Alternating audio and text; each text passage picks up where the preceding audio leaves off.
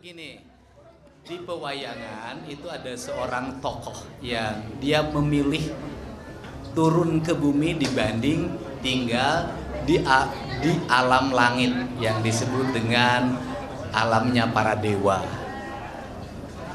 Kemudian dia memilih tinggal di kampung namanya Tumaritis. Dia orang yang memiliki kualifikasi manusia atau tokoh yang sempurna dalam pewayangan itu. Kemudian namanya Lurah Semar Kuda Pawarna. Ciri dirinya sangat memahami Tuhan secara utuh, tetapi dalam kehidupan kesehariannya selalu dihinakan oleh Dorna yang merasa paling pandita, paling mengerti ilmu pengetahuan. Dan dia itu ciri rambutnya adalah jambul ke atas satu, yang menunjukkan adalah perjalanan hidupnya walaupun tiap hari berkeringat sebagai petani, hidup di tengah-tengah masyarakat biasa, bahkan jabatannya hanya sebagai lurah, tetapi dia manusia mulia yang tidak pernah memperlihatkan kemuliaannya, membangun kemuliaan dirinya dibanding dengan kesombongan dalam ritualitas.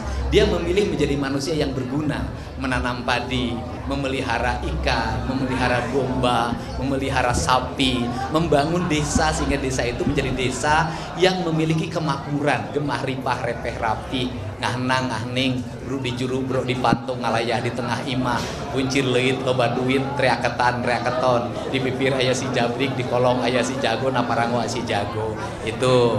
Yang kedua, warna bajunya itu cuma dua, hitam dengan putih, sebagai lambang bagi dirinya bahwa dia berserah diri pada Tuhan.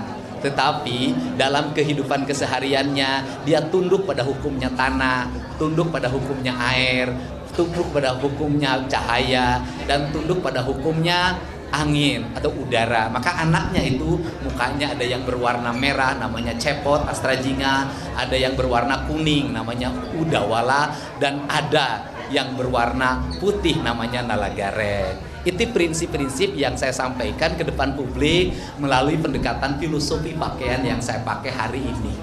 Dan pada saat ini juga saya menyampaikan turut bela sungkawa karena saya termasuk orang yang terjebak hampir 1 jam tadi macet di Cipularang karena ada kecelakaan.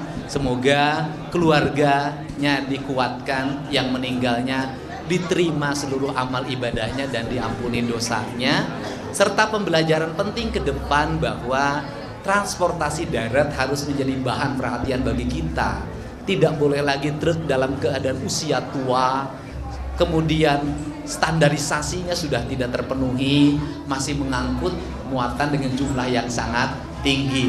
Kir-kir yang dilaksanakan oleh pemerintah, Dinas Perhubungan harus kir yang betul-betul mencerminkan pemeriksaan secara otentik dari seluruh kelengkapan kendaraan, bukan hanya kir yang bersifat administratif.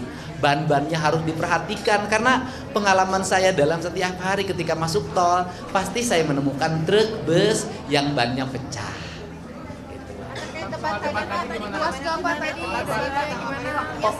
Debat itu kan bukan persoalan puas dan tidak puas. Debat itu adalah kemampuan kita mengartikulasikan materi dalam ucapan-ucapan yang bisa diterima oleh publik dan dipahami. Karena yang nonton kita ini rakyat Jawa Barat dan rakyat Indonesia. Maka bahasa-bahasa kita, kata orang Sunda, kudu kahati ku pikir kahontal ku akal. Nah kemudian yang berikutnya adalah bahwa debat itu artikulasi gagasan personal pemimpin, bukan membawa bahan kemudian dibaca di mimbar debat. Kan di situ keterujian pemimpinnya tidak terlihat, karena pemimpin itu kan harus kaya akan gagasan. Ingat bahwa kita ini bukan pelaksana teknis dinas sebagai kepala bidang, kepala biro, kepala dinas, bukan sekda kita, bukan. Kita dipilih menjadi gubernur yang harus melahirkan gagasan-gagasan besar yang itu diterjemahkan secara teknis oleh perangkat pemerintah, oleh para kepala organisasi perangkat daerah. Nah ini kan problem kita ini, dan debat itu materinya saya lihat sangat teknis, dan itu sesungguhnya jawaban-jawaban itu jawaban-jawaban yang biasa dikerjakan oleh para pekerja teknis pemerintah. Karena tugas pemimpin itu adalah mengetahui seluruh persoalan secara utuh sehingga dia bisa mengaplikasikan dalam kebijakan-kebijakan teknis kepada masyarakat dan melalui perangkat pemerintah Provinsi Jawa Barat. Seperti tadi disampaikan oleh Kang Deddy selaku Cagup, bahwa debat ini bukan suatu hal yang baru bagi kita, tapi ini adalah pembelajaran bagaimana kita menyampaikan kepada masyarakat secara baik bagaimana program-program kita. Dan Kang Deddy bukan akan melaksanakan ketika nanti jadi gubernur, ini sudah dilaksanakan. Begitupun saya pernah di pemerintahan.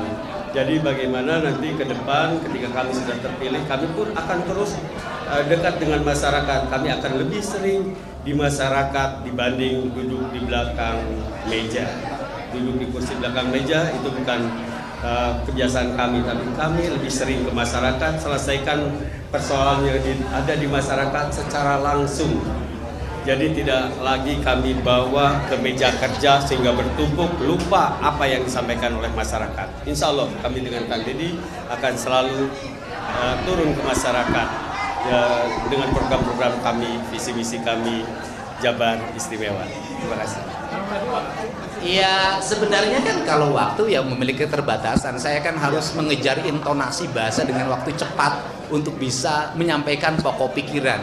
Dan yang paling utama debat itu adalah uji pemimpin agar berpikir otentik. Kalau berpikir otentik itu berpikir yang keluar dari pikirannya, yang disampaikan kepada publik.